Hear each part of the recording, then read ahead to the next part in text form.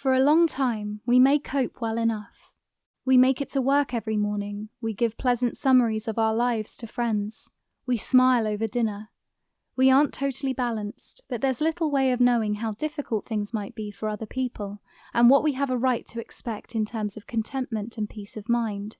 We probably tell ourselves to stop being self-indulgent and redouble our efforts to feel worthy through achievement. We are probably world experts in not feeling sorry for ourselves. Decades may pass. It's not uncommon for the most serious mental conditions to remain undiagnosed for half a lifetime.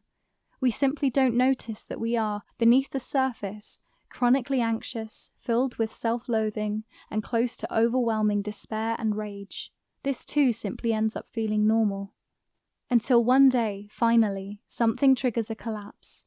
It might be a crisis at work, a reversal in our career plans, or a mistake we've made over a task. It might be a romantic failure, someone leaving us, or a realization that we are profoundly unhappy with a partner we had thought might be our long-term future. Alternatively, we feel mysteriously exhausted and sad, to the extent that we can't face anything anymore, even a family meal or a conversation with a friend. Or we are struck by unmanageable anxiety around everyday challenges, like addressing our colleagues or going into a shop. We're swamped by a sense of doom and imminent catastrophe. We sob uncontrollably. We are in a mental crisis, and if we are lucky, we will know to put up the white flag at once. There is nothing shameful or rare in our condition. We have fallen ill, as so many before us have. We need not compound our sickness with a sense of embarrassment. This is what happens when one is a delicate human facing the hurtful, alarming, and always uncertain conditions of existence. Recovery can start the moment one admits one no longer has a clue how to cope. The roots of the crisis almost certainly go a long way back. Things will not have been right in certain areas for an age, possibly forever.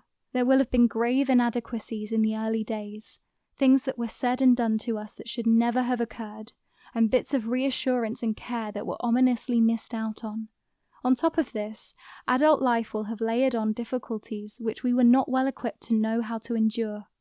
It will have applied pressure along our most tender, invisible fault lines.